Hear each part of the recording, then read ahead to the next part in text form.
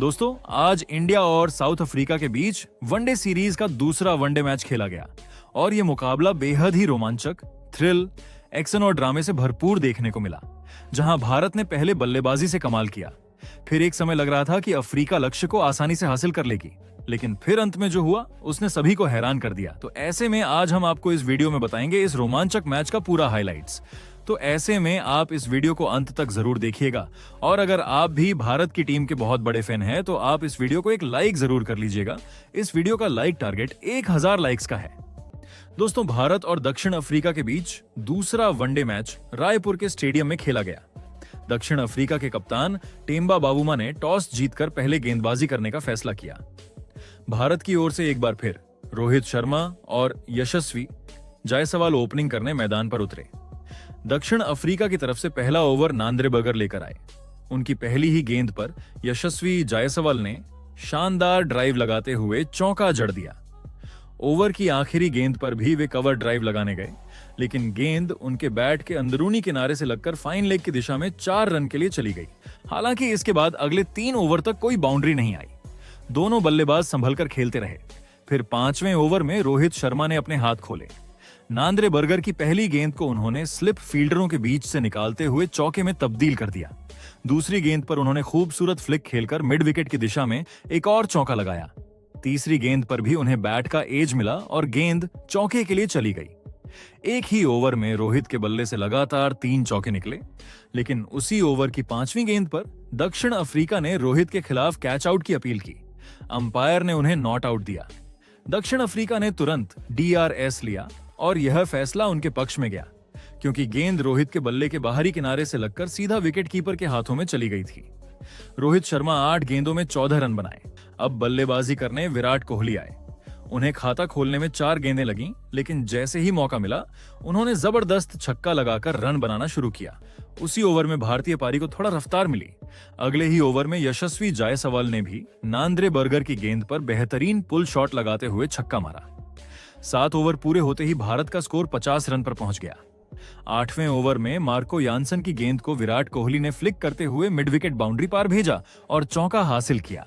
लेकिन 10वें ओवर में यशस्वी जायसवाल बड़ी शॉट खेलने के चक्कर में अपना विकेट गंवा बैठे। मार्को यानसन की एक छोटी गेंद को उन्होंने पुल करने की कोशिश की, पर गेंद उनके बल्ले पर ठीक से टाइम नहीं हुई और स्क्वायर क्षेत्र में खड़े फील्डर ने आसान कैच पकड़ लिया। जायसवाल 22 रन बनाकर आउट हुए और भारत का दूसरा विकेट 62 के स्कोर पर गिरा। इसके बाद बल्लेबाजी करने ऋतुराज गायकवाड़ आए। यानसन ने उन्हें पहली ही गेंद शॉट डाली। गेंद गायकवाड़ के ग्लव्स से लगकर विकेट कीपर के ऊपर से निकलती हुई 4 रन के लिए चली गई। 10 ओवर के खत्म होने तक भारत का स्कोर 66 रन पर 2 विकेट था। 11वें ओवर में दक्षिण अफ्रीका ने स्पिनर केशव महाराज को गेंदबाजी करने लाया। सामने थे ऋतुराज गायकवाड़, जिन्होंने आते ही वर्टिकल बैटेड स्वीप शॉट खेलकर शानदार चौका जड़ दिया। गायकवाड़ का आत्मविश्वास बढ़ चुका था। 13वें ओवर में भी उन्होंने बिल्कुल वही शॉट दोहराया और महाराज की गेंद को फिर से चौके के लिए भेज दिया। इसके बाद अगले ओवर में मार्को यानसन गेंदबाजी करने आए। यानसन ने गायकवाड़ को एक छोटी गेंद डाली, जिसे उन्होंने पुल करने की कोशिश की। शॉट सही से टाइम नहीं हुआ, लेकिन गेंद टॉप एज लेते हुए हवा में ऊंची चली गई और सीधा बाउंड्री लाइन के बाहर जाकर गिर गई। इस तरह उन्हें छक्का मिला। 16वें ओवर में भारत ने अपने 100 रन भी पूरे कर लिए थे। शुरुआत में 2 विकेट गिरने के बाद अब भारतीय बल्लेबाजों ने पारी को धीरे धीरे संभाल लिया था, लेकिन 100 रन के बाद दक्षिण अफ्रीका के गेंदबाजों ने कसी हुई गेंदबाजी शुरू कर दी। खासकर स्पिनर केशव महाराज और तेज गेंदबाज कॉर्बिन बॉश ने कोहली और गायकवाड़ को आसानी से चौके लगाने का मौका नहीं दिया। हालांकि बाउंड्री नहीं आ रही थी, फिर भी विराट कोहली और गायकवाड़ ने अपने अनुभव और समझदारी से लगातार स्ट्राइक रोटेट की और इसी बीच दोनों ने मिलकर 50 रनों की साझेदारी भी पूरी कर ली। यह साझेदारी भारत के लिए काफी महत्वपूर्ण थी, क्योंकि शुरुआती विकेट जल्दी गिर गए थे और टीम को एक मजबूत नींव की जरूरत थी। 6 ओवर तक बाउंड्री न लगाने के बाद आखिरकार 20वें ओवर में विराट कोहली ने मौका देखा। कॉर्बिन बॉश की थोड़ी सी ओवर पिच गेंद को उन्होंने सीधा सामने के हिस्से में खेलते हुए चौके के लिए भेज दिया। 20 ओवर पूरे होने पर भारत का स्कोर 121 रन पर 2 विकेट था। विराट कोहली 34 रन बनाकर नाबाद थे और ऋतुराज गायकवाड़ 38 रन पर टिके हुए थे। 21वें ओवर में दक्षिण अफ्रीका ने एडन मार्कराम को गेंदबाजी के लिए उतारा। इस ओवर की 5वीं गेंद जैसे ही कोहली के पास आई, उन्होंने बेहतरीन फुटवर्क दिखाते हुए गेंद को एक्स्ट्रा कवर की दिशा में चीरकर चौके के लिए भेज दिया। कोहली और गायकवाड़ के बीच रनिंग भी गजब की थी। दोनों तेजी से विकेटों के बीच दौड़ रहे थे और हर रन का पूरा फायदा उठा रहे थे। 24वें ओवर में फिर मार्क राम गेंदबाजी करने आए। इस बार गायकवाड़ ने उनकी गेंद को कवर की दिशा में बेहतरीन टाइमिंग के साथ चौके के लिए भेज दिया। अगली ही गेंद पर उन्होंने आराम से 1 रन लिया और इसी के साथ 52 गेंदों में अपनी 50 रन की पारी पूरी की। अब बारी विराट कोहली की थी। अगले ही ओवर में उन्होंने भी 47 गेंदों में अपनी 50 पूरी कर ली। यह उनके करियर की 76वीं 50 थी। कोहली की बल्लेबाजी शांत, धैर्यपूर्ण और समझदारी भरी थी। अगले ओवर में उन्होंने केशव महाराज की लेग साइड पर पड़ी गेंद को आसानी से बाउंड्री पार भेज दिया। यह चौका आते ही कोहली और गायकवाड़ के बीच 100 रनों की साझेदारी पूरी हो गई। केशव महाराज एक बार फिर गेंदबाजी करने आए, लेकिन इस बार उनका स्वागत गायकवाड़ ने आक्रामक अंदाज में किया। ओवर की पहली ही गेंद पर उन्होंने स्वीप शॉट खेलकर चौका हासिल किया। तीसरी गेंद पर उन्होंने लंबा शॉट खेला और गेंद हवा में तैरती हुई सीधे लॉन्ग ऑन सीमा के पार छक्के के लिए चली गई। लेकिन गायकवाड़ की पारी यहीं नहीं रुकी। ओवर की 5वीं गेंद पर उन्होंने पुल शॉट खेलते हुए मिड ऑन दिशा में एक और चौका मार दिया। इस ओवर में कुल 16 रन आए और भारतीय पारी को तेज रफ्तार मिली। 30वें ओवर में कॉर्बिन बॉश गेंदबाजी करने आए। गायकवाड़ अब बड़ी पारी की ओर बढ़ रहे थे। उन्होंने बॉश की गेंद पर लॉन्ग ऑन की दिशा में एक और शानदार चौका जड़कर भारत के 200 रन पूरे कर दिए। इसका जश्न मनाने के लिए अगली ही गेंद पर उन्होंने खूबसूरत कवर ड्राइव खेलते हुए एक और चौका जड़ दिया। 30 ओवर पूरे होने तक भारत का स्कोर 207 रन पर 2 विकेट था। 31वें ओवर में भारत की पारी एक बार फिर तेजी पकड़ती दिखी। मार्को यानसन गेंदबाजी करने आए और विराट कोहली ने उनका स्वागत एक बेहतरीन चौके से किया। गेंद थोड़ी फुलर थी और कोहली ने बड़ी खूबसूरती से उसे कवर और मिड ऑफ के बीच से निकाल दिया। इस चौके के साथ ही कोहली और ऋतुराज गायकवाड़ के बीच एक 150 रनों की साझेदारी भी पूरी हुई।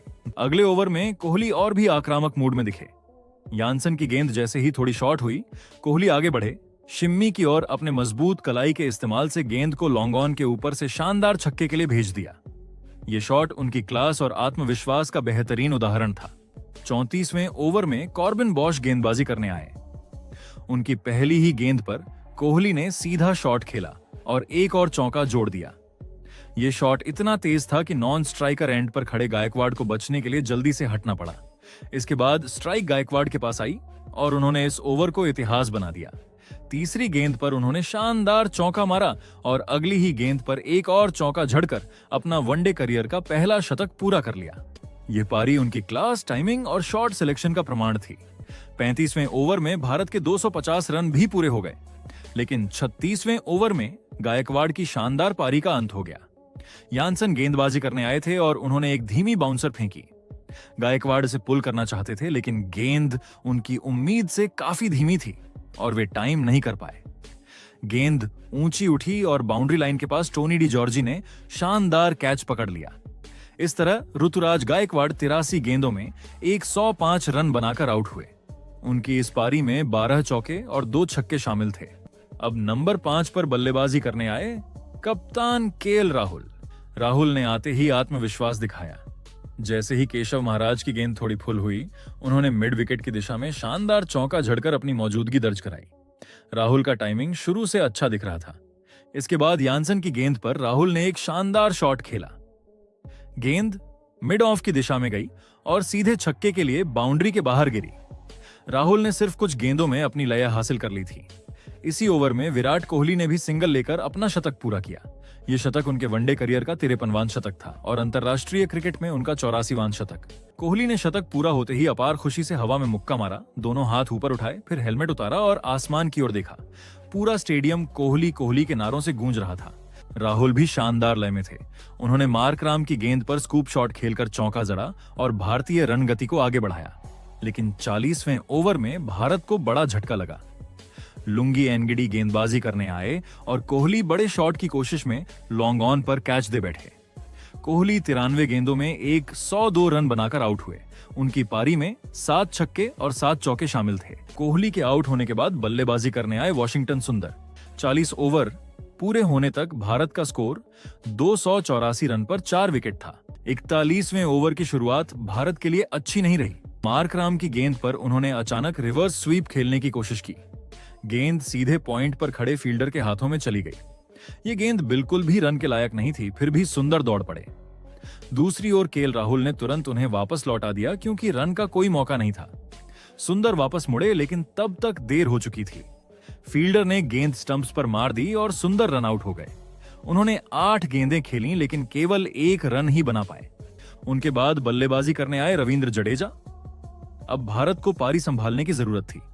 जडेजा और राहुल ने पहले कुछ गेंदें समझदारी से खेलीं। दोनों ने जोखिम कम लिया और स्ट्राइक घुमाते हुए रन जोड़ते रहे। बीच बीच में जडेजा ने खूबसूरत टाइमिंग के साथ कुछ चौके भी लगाए, जबकि राहुल अपनी बेहतरीन लय में नजर आ रहे थे। 45 ओवर पूरे होते होते भारत का स्कोर 315 रन के पार पहुंच गया था और स्थिति एक बार फिर मजबूत लग रही थी। अफ्रीका के फील्डर ब्रीट्जके ने केएल राहुल का बेहद आसान कैच छोड़ दिया। ये कैच मैच का टर्निंग पॉइंट साबित हो सकता था। राहुल ने इस मौके का पूरा फायदा उठाया। अगले ही ओवर में उन्होंने तेजी से बल्लेबाजी करते हुए 33 गेंदों में अपनी 50 पूरी कर ली। ये उनकी लगातार दूसरी अर्धशतक थी। हालांकि पिछले 3 ओवरों में भारत कोई भी बाउंड्री नहीं लगा पाया था। स्कोर तेजी से आगे नहीं बढ़ रहा था और अब केवल 2 ही ओवर बचे थे।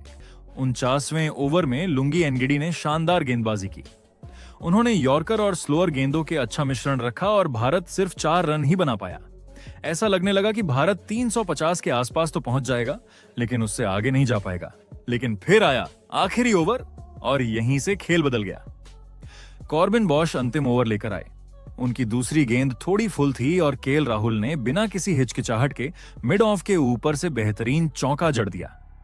यह शॉट पारी को नई ऊर्जा दे गया। चौथी गेंद पर भी राहुल ने बिल्कुल वैसा ही शॉट खेला। एक और चौका और भारत तेजी से ऊपर बढ़ गया। अब पारी में कुछ ही गेंदें बची थीं।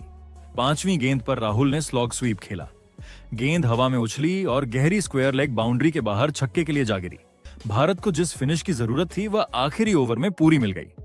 इस ओवर में कुल 18 रन आए। 50 ओवर खत्म होने तक भारत ने 5 विकेट खोकर शानदार 358 रन बनाए। केएल राहुल 66 रन बनाकर नाबाद लौटे और रविंद्र जडेजा 24 रन पर नाबाद रहे। दोनों ने मिलकर एक महत्वपूर्ण साझेदारी निभाई। 359 रनों के बड़े लक्ष्य का पीछा करने दक्षिण अफ्रीका की टीम मैदान पर उतरी। उनकी ओर से एडन मार्कराम और क्विंटन डीकॉक ओपनिंग करने आए। भारत की तरफ से अर्शदीप सिंह ने पहला ओवर डाला। पहले 5 गेंदें ठीक रहीं, लेकिन ओवर की आखिरी गेंद को डीकॉक ने कवर की दिशा में धकेलते हुए चौके के लिए भेज दिया और अपना खाता खोला। दूसरा ओवर हर्षित राणा लेकर आए, लेकिन यह ओवर भारत के लिए महंगा साबित हुआ। मार्कराम पूरे आत्मविश्वास के साथ खेले और उन्होंने इस ओवर में 3 शानदार चौके लगाए। सिर्फ 6 गेंदों में दक्षिण अफ्रीका के खाते में 13 रन जुड़ गए। शुरुआती झटके के बाद यह ओवर उनकी पारी को अच्छी गति दे रहा था। तीसरा और चौथा ओवर भारतीय गेंदबाजों ने बेहतरीन तरीके से फेंके। दोनों ओवर मिलाकर केवल 7 रन आए और रन गति को थोड़ा रोका गया। लेकिन फिर 5वें ओवर में भारत को पहली सफलता मिली। अर्शदीप सिंह की फुल लेंथ गेंद पर डीकॉक बड़ा शॉट खेलने गए। उनका बैट घूमा, लेकिन गेंद सही से नहीं लगी और ऊंची उठकर हवा में चली गई। गेंद का लीडिंग एज लगा था और वॉशिंगटन सुंदर ने कोई गलती न करते हुए कैच पकड़ लिया। इस तरह डीकॉक सिर्फ 8 रन बनाकर आउट हो गए और दक्षिण अफ्रीका का पहला विकेट 26 के स्कोर पर गिरा। डीकॉक के आउट होने के बाद कप्तान टेम्बा बावुमा बल्लेबाजी करने आए। भारतीय गेंदबाजों ने उन पर तुरंत दबाव बनाना शुरू किया। हर्षित राणा और अर्शदीप ने अपनी लाइन लेंथ बेहतरीन रखी और अगले कुछ ओवरों में दक्षिण अफ्रीका को खुलकर खेलने का मौका नहीं दिया। हालांकि 9वें ओवर में प्रसिद्ध कृष्णा कुछ महंगे साबित हुए। इस ओवर में पहले बावुमा ने एक शानदार चौका मारा और फिर मार्कराम ने प्रसिद्ध की छोटी गेंद को खड़े खड़े पुल करते हुए छक्के के लिए भेज दिया। इस ओवर से दक्षिण अफ्रीका को थोड़ी राहत जरूर मिली, लेकिन भारत फिर भी मैच पर नियंत्रण बनाए हुए था। 10वें ओवर में वॉशिंगटन सुंदर ने बहुत किफायती गेंदबाजी की। उन्होंने सिर्फ 2 रन दिए और बल्लेबाजों को बांधे रखा। शानदार लाइन लेंथ के कारण दक्षिण अफ्रीकी बल्लेबाज खुलकर शॉट नहीं खेल पाए। पहले 10 ओवर खत्म होने तक दक्षिण अफ्रीका का स्कोर 51 रन पर 1 विकेट था। भारत ने शुरुआत में अच्छी गेंदबाजी की, जबकि दक्षिण अफ्रीका सावधानी से पारी आगे बढ़ाने की कोशिश कर रहा था। पहले विकेट के गिरने के बाद एडन मार्कराम और कप्तान टेम्बा बावुमा ने दक्षिण अफ्रीका की पारी को बहुत अच्छी तरह संभाल लिया।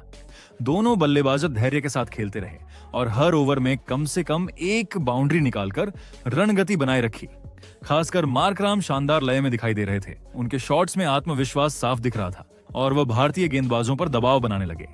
भारत ने विकेट की तलाश में अपने दोनों स्पिनर कुलदीप यादव और रविंद्र जडेजा को गेंदबाजी पर लगाया, लेकिन दोनों के अच्छी गेंदबाजी करने के बावजूद दक्षिण अफ्रीका की यह जोड़ी टूटने का नाम नहीं ले रही थी।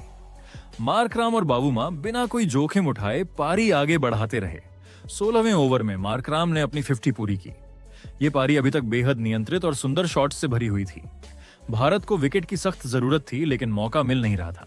फिर 18वें ओवर में कुलदीप यादव की गेंद पर बड़ा अवसर आया। कुलदीप ने एक शॉर्ट गेंद डाली जिसे मार्कराम ने पुल करने की कोशिश की, लेकिन वह गेंद को ठीक से टाइम नहीं कर पाए। गेंद ऊंची उठी और सीधे लॉन्ग ऑन की दिशा में गई, जहां यशस्वी जायसवाल तैनात थे। ये कैच बिल्कुल आसान था और भारत इस साझेदारी को वहीं तोड़ सकता था, लेकिन जायसवाल ने खुद को सही पोजीशन में नहीं रखा और गेंद उनके हाथों से फिसल गई। कैच छूटने के साथ ही गेंद बाउंड्री के पार जाकर 6 रन बन गई।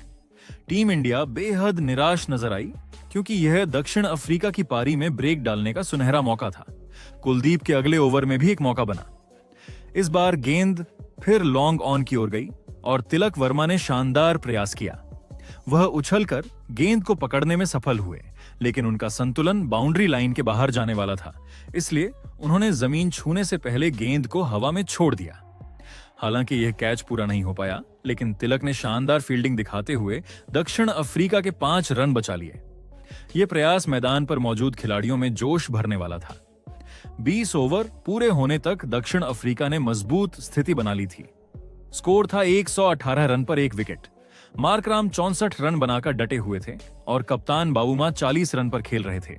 दोनों बल्लेबाजों ने भारत की गेंदबाजी पर दबाव बनाए रखा और पारी को एक मजबूत दिशा में आगे बढ़ाया। प्रसीद कृष्णा गेंदबाजी करने आए और उन्होंने कप्तान टेम्बा बावूमा को शॉर्ट गेंदों से परेशान करने की कोशिश की। बावूमा शुरुआत में इन गेंदों के लिए पूरी तरह तैयार दिखे। ओवर की चौथी गेंद जैसे ही शॉट पड़ी, बावूमा पीछे हटे और शानदार पुल शॉट खेलते हुए गेंद को सीधा बाउंड्री लाइन के पार छक्के के लिए भेज दिया। यह शॉट देखकर लगा कि बावूमा अब भारत के लिए और मुश्किल खड़ी करने वाले हैं, लेकिन प्रसीद कृष्णा ने अगली गेंद भी शॉट रखी। इस बार भी बावूमा ने पुल शॉट खेलने की कोशिश की, लेकिन इस बार गेंद सही से उनके बल्ले पर नहीं बैठी। गेंद हवा में ऊंची उठी और सीधा हर्षित राणा के हाथों में चली गई। भारत को बड़ा विकेट मिल चुका था। बावूमा 46 रन बनाकर आउट हुए और 127 के स्कोर पर दक्षिण अफ्रीका का दूसरा विकेट गिरा। अब बल्लेबाजी करने आए ब्रीड्स के। भारत को भले एक सफलता मिल गई थी, लेकिन दूसरी ओर एडन मार्कराम पहले से ही सेट थे और शानदार लय में बल्लेबाजी कर रहे थे। उनका आत्मविश्वास इतना ऊंचा था कि विकेट गिरने का उन पर कोई असर नहीं पड़ा। 23वें ओवर में उन्होंने प्रसीद कृष्णा की लगातार 2 गेंदों पर बेहतरीन चौके लगाए। दोनों शॉट्स उनकी क्लास और टाइमिंग का प्रमाण थे। प्रसीद के अगले ओवर में अब ब्रीड्स के ने भी हाथ खोला और एक खूबसूरत चौका जड़ दिया। वह भी अब सहज होकर खेलते दिख रहे थे। भारतीय टीम ने स्पिनरों को अटैक पर लगाया। उम्मीद थी कि धीमी गेंदें रन रोकेंगी और शायद कोई गलती निकल आएगी, लेकिन मार्कराम ने स्पिनरों पर भी कोई दया नहीं दिखाई। वॉशिंगटन सुंदर के ओवर में मार्कराम ने लॉन्ग ऑन के ऊपर से गगनचुंबी छक्का लगा दिया। इसके बाद रविंद्र जडेजा की गेंद पर पहले एक शानदार छक्का और फिर एक बेहतरीन चौका झड़कर दबाव पूरी तरह भारत पर डाल दिया। वह गेंदबाजों को कोई मौका ही नहीं दे रहे थे।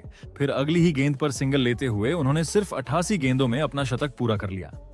मार्कराम की यह पारी वाकई शानदार थी, आक्रामक, नियंत्रित और समझदारी भरी। शुरुआत में उन्हें कुछ मुश्किलें जरूर हुई थीं और जायसवाल ने उनका एक आसान कैच भी छोड़ दिया था, लेकिन मार्कराम ने उस ड्रॉप कैच का पूरा फायदा उठाया। उन्होंने आत्मविश्वास के साथ अपने शॉट्स खेले और स्पिनरों को बिल्कुल भी सेट होने का मौका नहीं दिया। इस बीच मैदान में ओस भी गिरनी शुरू हो गई थी, जिससे गेंदबाजी करना और भी कठिन हो गया था। गेंद हाथ से फिसल रही थी और गेंदबाज जी अपनी लाइन लेंथ पर नियंत्रण खो रहे थे। मार्कराम और ब्रीडजंके की साझेदारी लगातार खतरनाक होती जा रही थी। भारत को तीसरे विकेट की बेहद सख्त जरूरत थी, वरना मैच पूरी तरह हाथ से निकल सकता था। स्थिति को देखते हुए कप्तान केएल राहुल ने फिर से हर्षित राणा को गेंदबाजी पर लाने का फैसला किया। यह फैसला बिल्कुल सही साबित हुआ। राणा ने अपने ओवर में गेंदों को मिक्स करते हुए डाली और बल्लेबाजों को सोचने पर मजबूर किया। ओवर की आखिरी गेंद पर उन्होंने एक स्लोअर शॉर्ट बॉल फेंकी। मार्कराम इसे पुल करना चाहते थे, लेकिन गेंद उनके बल्ले पर ठीक से नहीं आई। गेंद ऊंची उठी और लॉन्ग ऑन की दिशा में गई, जहां ऋतुराज गायकवाड़ खड़े थे। गायकवाड़ ने कोई गलती नहीं की और बेहद सुरक्षित कैच पकड़ा। यह भारत के लिए मैच का सबसे बड़ा विकेट था।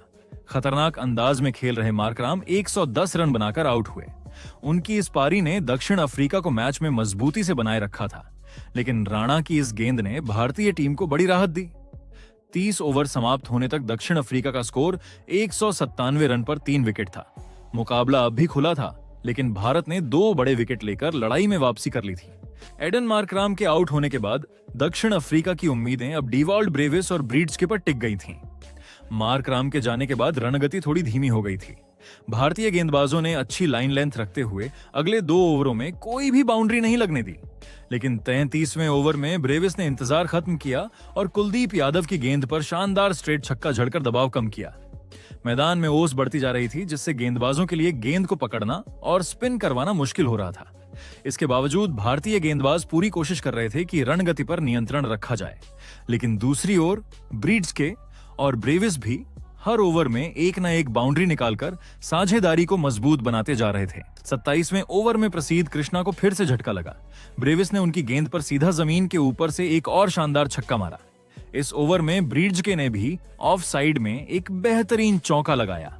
प्रसीद कृष्णा काफी महंगे साबित हो रहे थे। उन्होंने अपने 6 ओवरों में ही 60 से ज्यादा रन दे दिए थे, जिससे भारत पर दबाव बढ़ गया।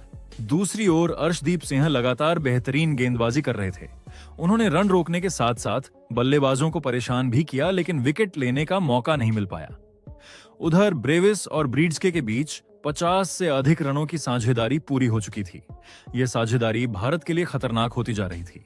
मैच में वापसी के लिए भारत को किसी भी तरह यह जोड़ी तोड़नी ही थी। 40वें ओवर में हर्षित राणा गेंदबाजी करने आए, लेकिन इस बार उनका ओवर बेहद महंगा साबित हुआ। डीवाल्ड ब्रेविस पूरी तरह आक्रामक हो चुके थे। उन्होंने राणा की लगातार 2 गेंदों पर 2 धमाकेदार छक्के जड़े, पहला डीप स्क्वायर लेग पर और दूसरा डीप मिड विकेट की दिशा में। इन 2 छक्कों ने दक्षिण अफ्रीका की रणगति को एक बार फिर ऊपर पहुंचा दिया और मैच में रोमांच बढ़ा दिया। 40 ओवर के बाद दक्षिण अफ्रीका का स्कोर था 282 रन पर 3 विकेट। अब जीत के लिए उन्हें आखिरी 10 ओवरों में सिर्फ 77 रन चाहिए थे, जो इस पिच और बल्लेबाजी की स्थिति को देखते हुए मुश्किल नहीं लग रहा था। ब्रीड्स के 53 रन पर और ब्रेविस 48 रन पर नाबाद थे। दोनों बल्लेबाज शानदार फॉर्म में थे और भारत पर दबाव लगातार बढ़ता जा रहा था। 41वें ओवर की पहली ही गेंद पर डीवाल्ड ब्रेविस ने कुलदीप यादव की गेंद को लॉन्ग ऑफ के ऊपर से छक्का मारकर अपनी शानदार 50 पूरी कर ली। वह बेहतरीन लय में दिख रहे थे और भारत के लिए खतरनाक होते जा रहे थे, लेकिन अगले ही क्षण मैच का मोमेंट बदल गया। कुलदीप की अगली गेंद थोड़ी धीमी थी। ब्रेविस ने फिर बड़ा शॉट खेलने की कोशिश की, मगर इस बार गेंद उनके बल्ले से ठीक से नहीं लगी। गेंद बहुत ऊपर उछल गई और लॉन्ग ऑन पर खड़े यशस्वी जायसवाल के हाथों में जा गिरी। इस बार यशस्वी ने कोई गलती नहीं की और ब्रेविस 54 रन बनाकर आउट हो गए। कुलदीप एक छोर से शानदार गेंदबाजी कर रहे थे, लेकिन दूसरी तरफ प्रसीद कृष्णा रन लीक कर रहे थे। कई ओवरों में उन्होंने बाउंड्री दी और दक्षिण अफ्रीका आसानी से मैच में बना रहा, लेकिन आखिरकार 44वें ओवर में प्रसीद को सफलता मिली। उनकी तेज फुल लेंथ गेंद पर ब्रीड्स के LBW आउट हो गए। उन्होंने 68 रन की शानदार पारी खेलकर दक्षिण अफ्रीका को मजबूत स्थिति में पहुंचाया था। यह भारत के लिए बड़ा विकेट था। इसके बाद जैसे ही अगला ओवर शुरू हुआ, अर्शदीप सिंह ने भी तुरंत विकेट लिया। उन्होंने मार्को यानसन को अपनी वेरिएशन से फंसाया और लॉन्ग ऑफ पर कैच करवा दिया। अचानक 2 विकेट गिरने से दक्षिण अफ्रीका थोड़े दबाव में दिखने लगा था। भारत की उम्मीदें फिर से जाग गईं, लेकिन इसके बाद बल्लेबाजी करने आए कॉर्बिन बॉश, जिन्होंने आते ही मैच की लय फिर बदल दी। उन्होंने लगातार 2 शानदार चौके लगाए और दबाव कम कर दिया। दूसरी ओर टॉनी डी जॉर्जी को चोट लग गई और वह रिटायर्ड हर्ट होकर मैदान छोड़कर चले गए। इससे लग रहा था कि भारत को वापसी का मौका मिल सकता है, लेकिन दक्षिण अफ्रीका ने फिर भी संयम नहीं खोया। अब आखिरी 4 ओवरों में दक्षिण अफ्रीका को जीत के लिए केवल 17 रन चाहिए थे। इस स्थिति में बॉश और केशव महाराज ने किसी तरह का जोखिम नहीं लिया। दोनों ने सिंगल डबल लेते हुए स्कोर को लगातार आगे बढ़ाया। भारतीय गेंदबाज मौके ढूंढते रहे, लेकिन विकेट नहीं निकाल पाए। आखिरी ओवर में दक्षिण अफ्रीका को जीत के लिए केवल 3 रन चाहिए थे। बॉश और महाराज ने शांत दिमाग से खेलते हुए यह रन आसानी से पूरा कर लिया। इसी के साथ दक्षिण अफ्रीका ने 359 रनों के विशाल लक्ष्य का सफल पीछा करते हुए इतिहास रच दिया। कॉर्बिन बॉश 25 रन बनाकर नाबाद रहे और केशव महाराज 10 रन पर नॉट आउट लौटे। दक्षिण अफ्रीका ने यह मैच 4 विकेट से जीत लिया। यह घर से बाहर उनका अब तक का सबसे बड़ा रनछेज भी साबित हुआ। इस जीत के साथ उन्होंने सीरीज को 1-1 की बराबरी पर ला दिया और भारतीय टीम को एक बड़ा झटका दे दिया। तो दोस्तों, आपके हिसाब से भारत की इस हार की वजह क्या है? कमेंट जरूर करें।